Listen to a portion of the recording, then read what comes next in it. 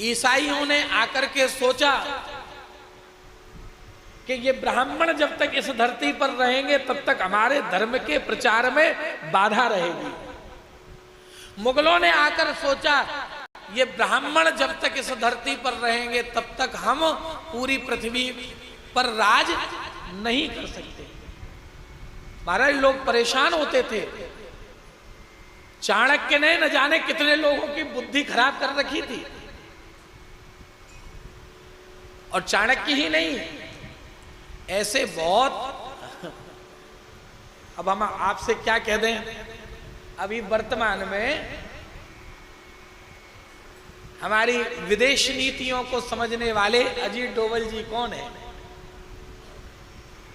विप्र हैं, ब्राह्मण हैं, लोग परेशान हैं उनसे।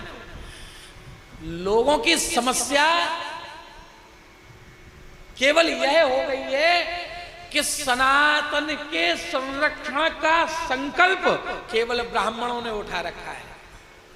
जिस दिन समस्त सनातनी सनातन को उठाने का संकल्प ले लें, उस दिन मैं दावे के साथ कह सकता हूं कि सनातन का ह्रास कोई कर नहीं सकता।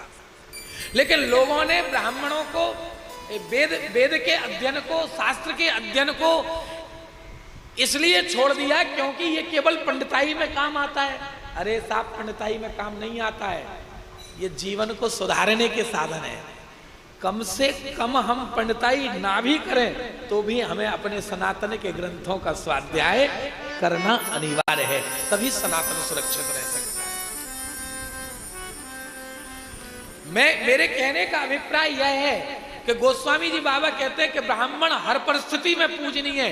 ये बात बिल्कुल सत्य है, केवल उसने विप्रकुल में पर यह बात उस समय जब ब्राह्मणों के ऊपर अनाचार हो रहा था, स्वयं गोस्वामी बाबा को उठा करके मुगलों ने कैद खाने में बंद कर दिया था। ये कथा सबसे जग जाहिर है। संतों के ऊपर अनाचार किया जाता रहा है। विप्रधेनु सुर संत हित लीन मनुज अवतार, भगवान अवतरित होकर के आते हैं। गोस्वामी जी ब्राह्मणों के प्रति सद्भाव रखते हैं, इसलिए उनकी वाणी को सारा संसार गाता है। भगवान स्वयं कहते हैं, विप्र प्रसादात् धरणी धरो हम, विप्र प्रसादात् धरणी धरो हम।